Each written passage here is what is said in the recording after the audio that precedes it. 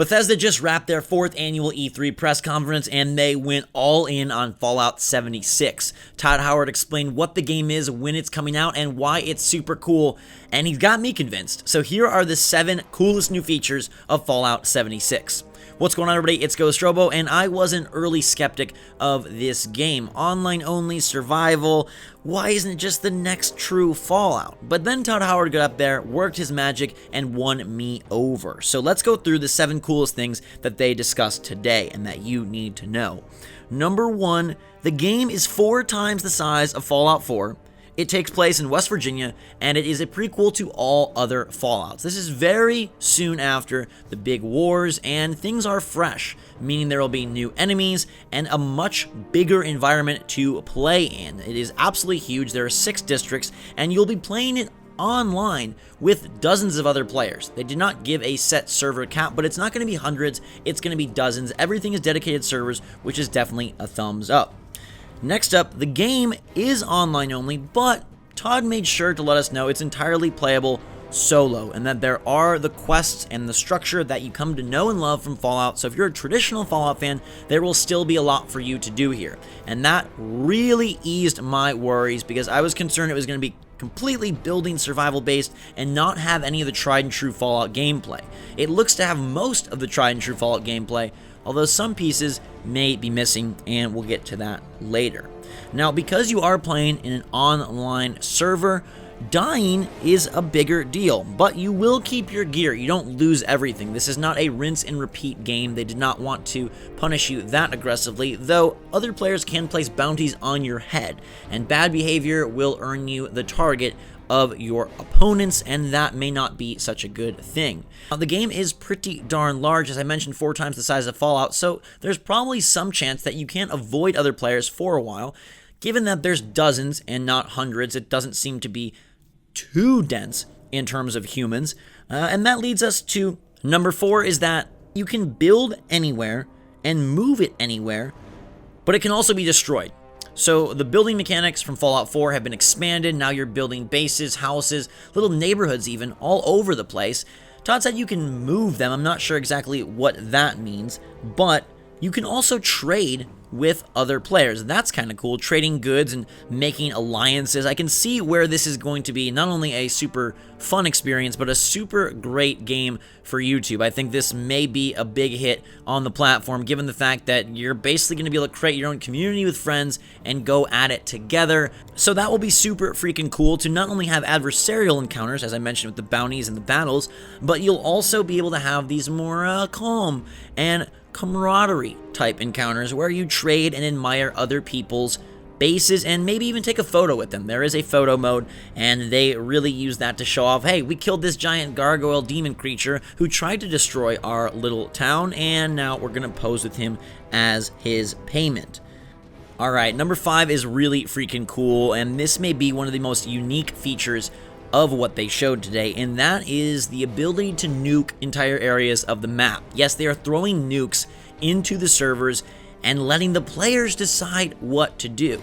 And that sounds like a very dangerous system where imminent destruction and unintended destruction may come crashing down upon you as you're building blissfully, but they have a pretty cool system where it seems like it will be a bigger server-wide event rather than just some frustrating players making your experience annoying. So the way that these nukes work are that there are these heavy enemy areas where you will go and acquire a piece of a nuclear code.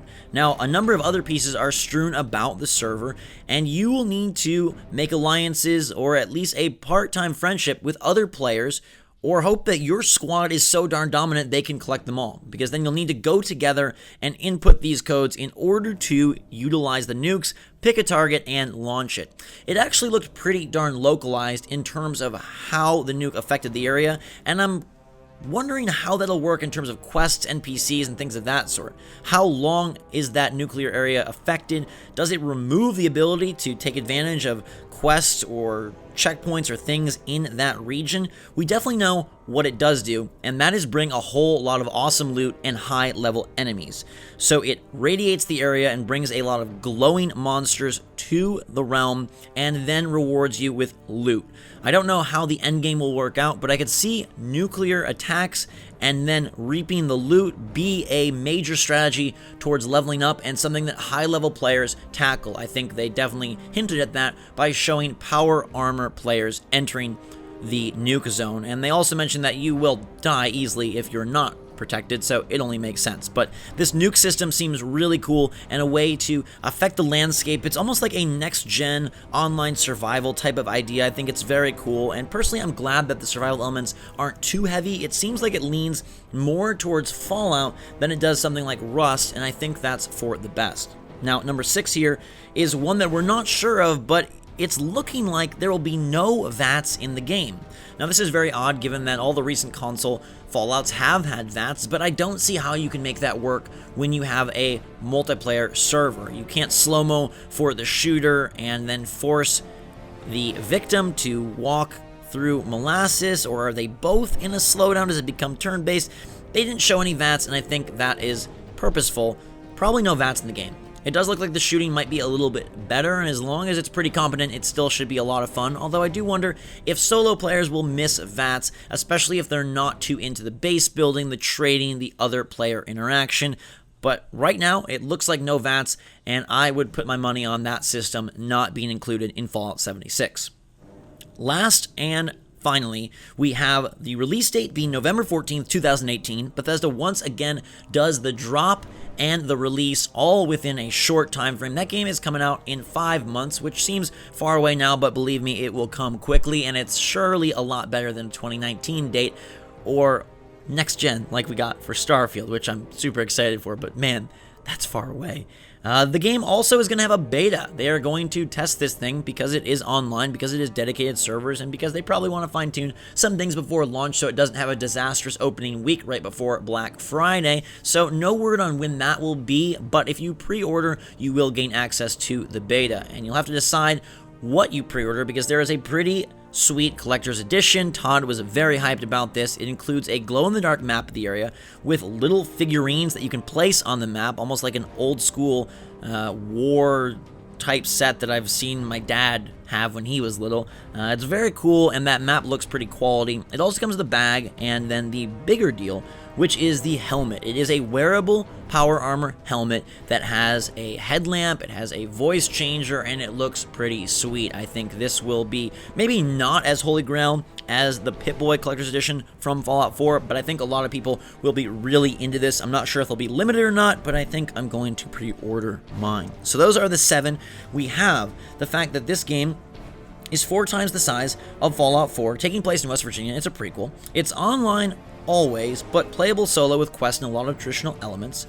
You can die, but you'll keep your gear, and bounties will go on players for bad behavior, a lot of different ways to interact with your community. You can build anywhere, move that stuff, and also trade with your friends or foes, but beware it might get destroyed by reckless enemies. There also is a super cool nuke system that is going to be a whole lot of fun, and I can't wait to see the dicey discussions and or fights and or chaos that ensues when those codes come into play. There's probably no VATS, and then the game is releasing on November 14th, beta sometime before then, and a cool collector's edition. I gotta say, I was really off-put by the initial rumors of Fallout 76. But the final product seems pretty cool, and I am definitely going to give it a go. I love the game coming out this year. That alone makes it worth a try, and the fact that they're doing something different. Who knows? Maybe this will actually be the ultimate version of Fallout. I kind of got bored with 4, and I wanted them to change things up, and while this is not the true next Fallout 5, as an interim other direction for the franchise to go, I like it, and I'm surprised that I do because typically this isn't my cup of tea, but maybe it will get me into these more multiplayer online experiences, especially if the solo stuff is better than in Elder Scrolls Online. I hope that they're able to carry over the stuff that made Fallout 3, New Vegas, and 4 great into 76 without it feeling like a weird facsimile. I want it to feel like Fallout, and then there's other players and these new elements. An additive change versus a subtractive change. But let me know your take on Fallout 76 in the comments down below. Like I said, I was worried. I think a lot of people were worried. The game looks super freaking good. And maybe it's just Todd Howard's way with words, but from all of the Vault-Tec little shorts to the way that they have this world built, to the nukes, the size, the scope, some of the new enemies look really cool. The faster feel because there probably isn't VATS. I really like this. Being able to play with your friends in Fallout is going to be a dream come true for many a fan, and I think I'm gonna give it a serious go. Let me know your take in the comments down below. Thanks so much for watching, and everybody, until next time, drink some hot chocolate. I love you. Enjoy E3, and we will see you all later.